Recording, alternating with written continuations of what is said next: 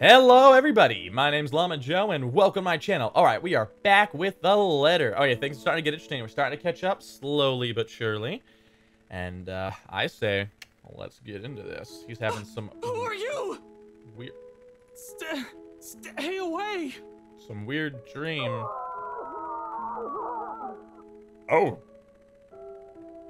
What the hell? Sweet dreams, my love. It'll be over soon. Or maybe it's the woman's. Sweet dreams, my love. It'll be over soon.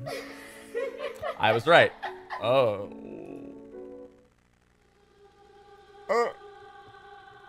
I don't... the music has not been... Oh, it's been creepy this whole time. Yet in spite of the unfamiliar voices and unwanted touches from the shadows lurking in the dark, rousing is a slow, arduous process. Difficult, every limb heavy with lead. No matter my aversion for the words they murmur in my ears or the sight of a horrid smile from afar, my body refuses to yield. I am at their mercy. Beyond fathomable reason, my consciousness refuses the pull of the waking word, choosing to linger in the pits of a dream, gradually drawing me deeper into unknown depths.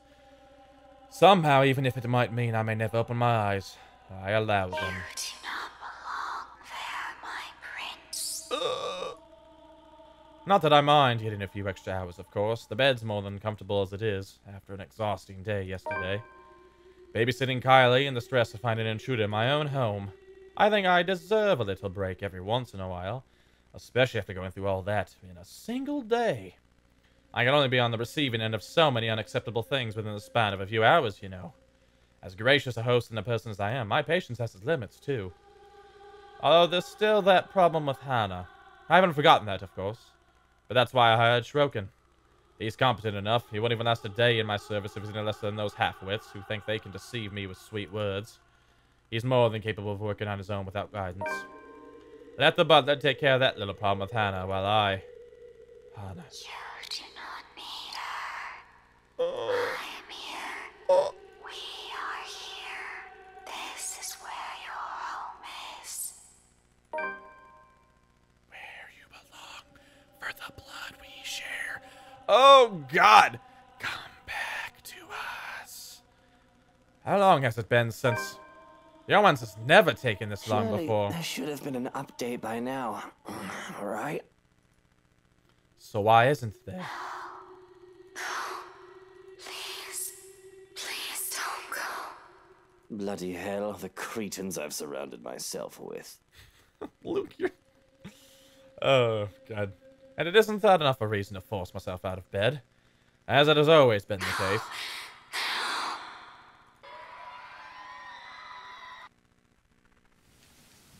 Oh, okay. My eyes fly open, expecting the warm rays of sunshine filtering through the curtains. Only to be greeted by a blinding flash of light and a loud boom of thunder that sounded nearly too close to my ears. Strong gusts of wind will occasionally burst in from the open balcony door, bringing in drizzles of cold rain into the... Yeah, why do you have that open? Like, that was my first problem with that. With that door being... It's like, there's no door. So, with the rain and stuff, it's just gonna blow into the room. Everything's getting soaked. That's what stupid people do. Not to mention, during this, when it's light, it's like bugs flying in. Like, you have such an infestation problem. Whatever. I must have left it open earlier, dozing off. The carpet and the floor closest to it is already drenched. Anna's going to be so cross when she sees this. Not that it's an immediate problem. If anything, it's the power outage we should be minding first. With the intruder still at large, stealing through this darkness might be far more fatal than multiple stab wounds or a gunshot to the chest. Great, the power's still out. That is exactly what I need right now. Yes. It's this storm, of course. I should have moved back to the penthouse to the weather in a much more comfortable setting. Already, I can hear the creak and groans of this old place as the rain beats against the windows. Johans, has someone been sent to take the circuit breaker yet? No answer. Johans? Silence. Shrokin! Someone! Anyone? Still nothing, and my cordial mood is quickly dissipating. Where are those idiots when you need them? It's really a wonder why he hasn't fixed this yet. Was I really out that long? Can't be. It's only been a few hours after midnight if the time on my wristwatch is anything to go by. Unless I've forgotten to change it again after the last overseas trip a month ago. Though the delay is understandable if he went looking for Hannah as he promised. But bloody hell, my safety is also at stake here. Courtesy and I stay still, letting my eyes try and adjust to the darkness while my hands fumble for my slippers. If that butler isn't going to fix this, I may as well order the security posted outside to do it. It's probably just a blown fuse. Anyone with a brain can repair one. Grabbing my jacket and with footwear finally on, I make for the door. Although in haste, I pause briefly when a gleam catches my eye. On one of my drawers, underneath the clutter I've yet to organize, the muzzle of a gun peeks out. Hannah has never openly commented my possession of it, but I know she does not approve of it, knowing the bloody firearms policy in this nation. Of course, I've not found much use for it in the 7 years we've been together, otherwise she would have already had thrown it out years ago. Doesn't mean it won't be useful right now. Without second thought, I seized it, sending the stuff piled above it onto the floor. Eh? Whatever. I'll get to it later. This blackout problem should be resolved first. Right next to my missing security detail, as it turns out. Where the fuck did everyone go? There were two, weren't there? Shrokin had two blokes posted to stand guard for the night. I might be panicking for a bit earlier, but I'm quite sure I haven't gotten delusional yet. What? Did both of them decide to take a break? Because they think the master's already sound asleep and won't be looking for them. Damn nitwits. I know assassinations happen very rarely these days, and even less in a peaceful city like Luxman, but bollocks! There's been a woman going in and out of this place uninvited who may or may not want to put a knife in my back. Isn't that enough reason to stay on alert? Fairly certain Shrokin won't just enlist their help just for this power outage, only to leave me unprotected. We have a difficult friendship, so to speak, but I doubt that man is an opportunist. I'm holding the lives of his family in my hands, after all. He knows what I'm capable of doing. He's not stupid enough to do anything that'll endanger them and save only himself. So where, then? Only my footsteps echo along dark passage, and I am left gripping the handle of my pistol for some sort of comfort. Without proper lighting, and with this storm still raging outside, the stories I've heard about this place seem to have some truth to it. Some. If I'm reaching and wish to entertain myself a bit, I'll say there might also be ghosts whispering in my ears, calling. Of course, it's just the wind and the trees. Of course. I mean, help me. I hear that in the wind all the time. Nothing good will come of allowing these thoughts to linger when problems are piling up in front of me one after another, especially with what greets me once I get to the foyer. Yep. Here we are. Yeah, we're...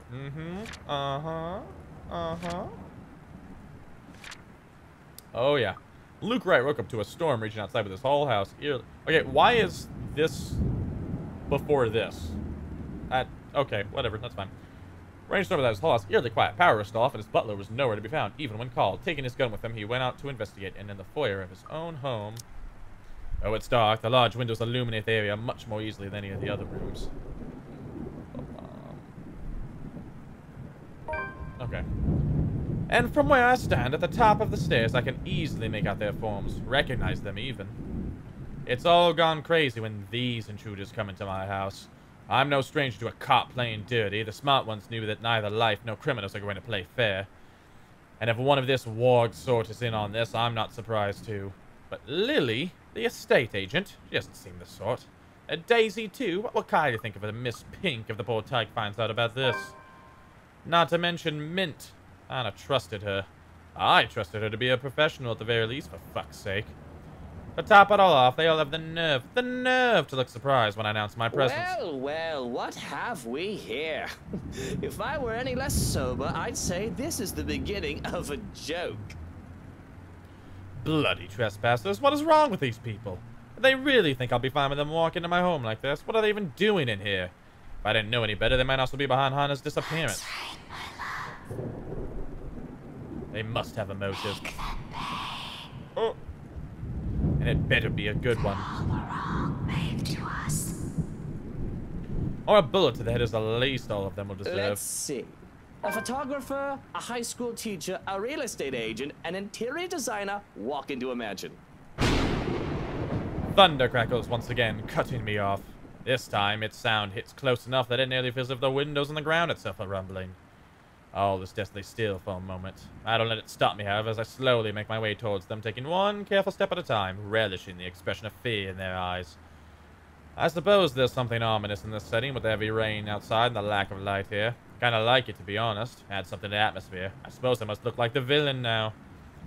But short of me getting close to them, a noise to my left distracts me, briefly halts their movements while curiosity takes over every moment in my head. And it's a good thing, perhaps, that I did, because as soon as I look up, I see him. Another trespasser. Great.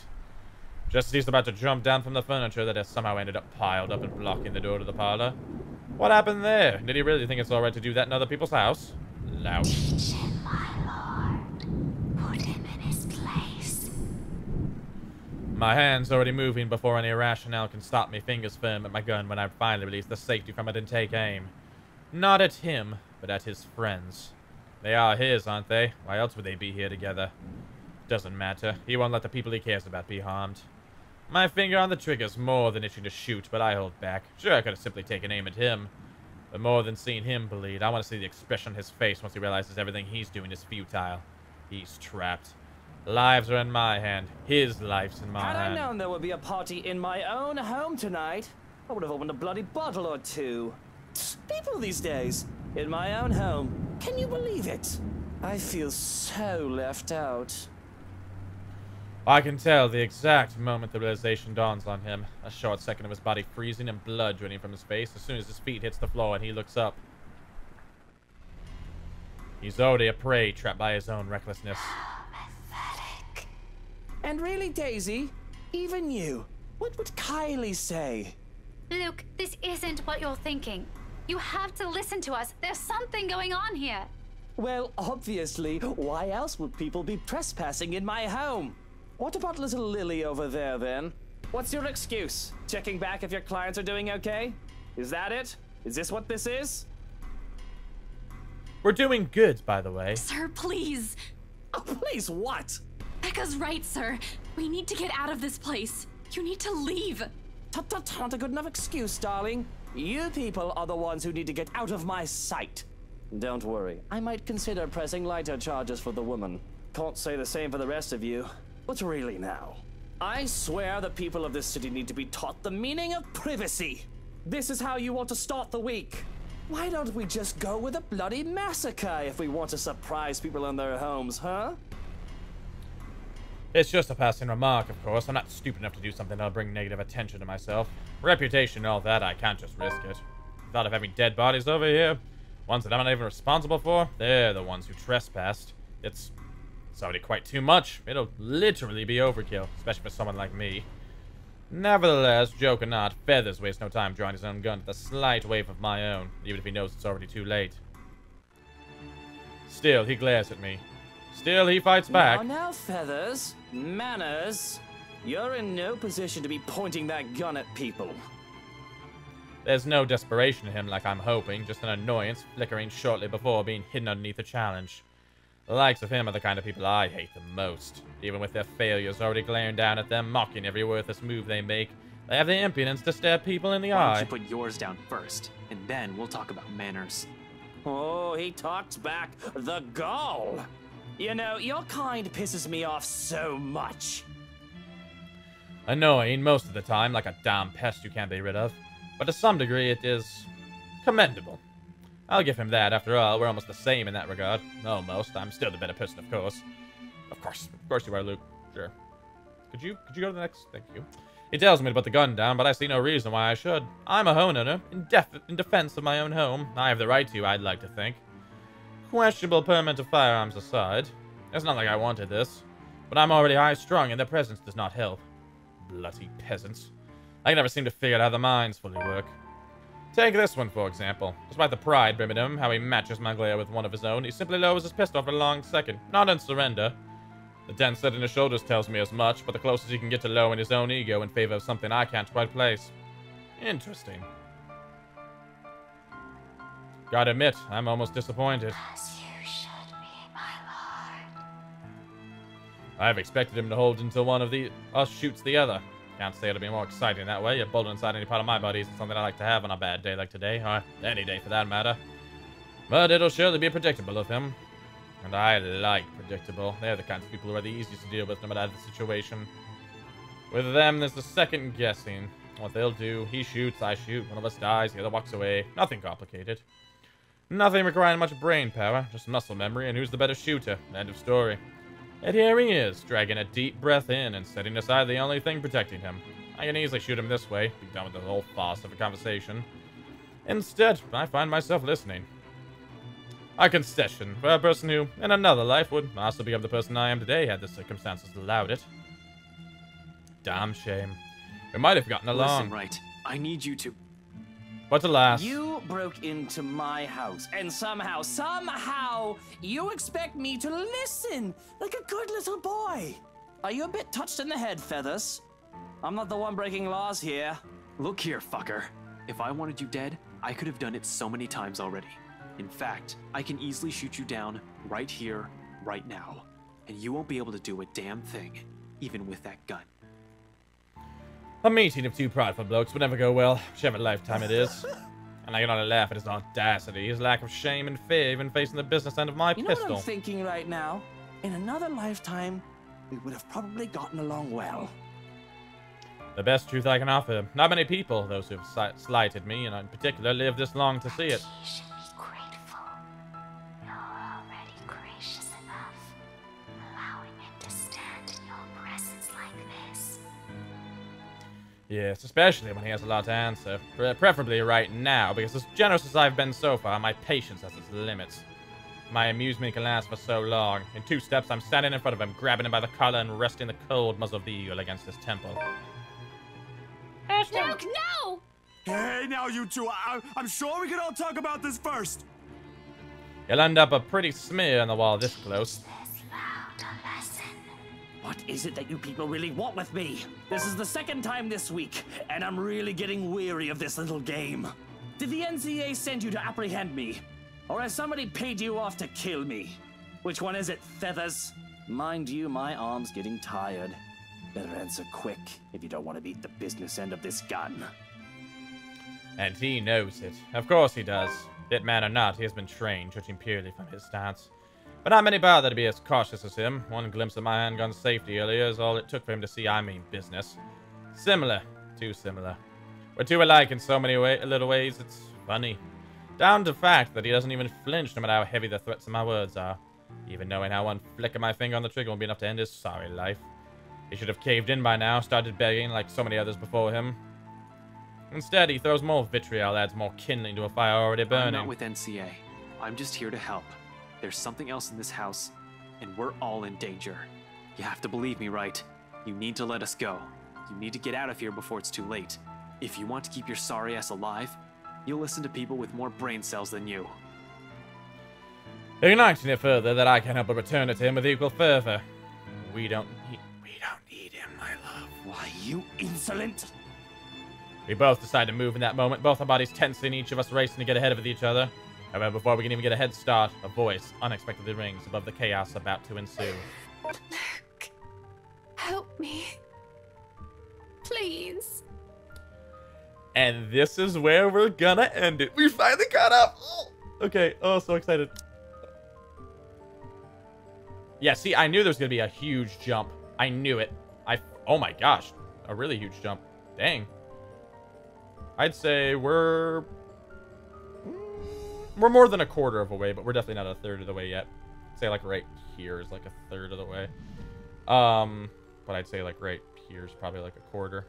I don't know, maybe we're at a quarter. I don't know. Anyway, thank you guys so much for watching. As always, feel free to like, comment, subscribe. Tell me what you like.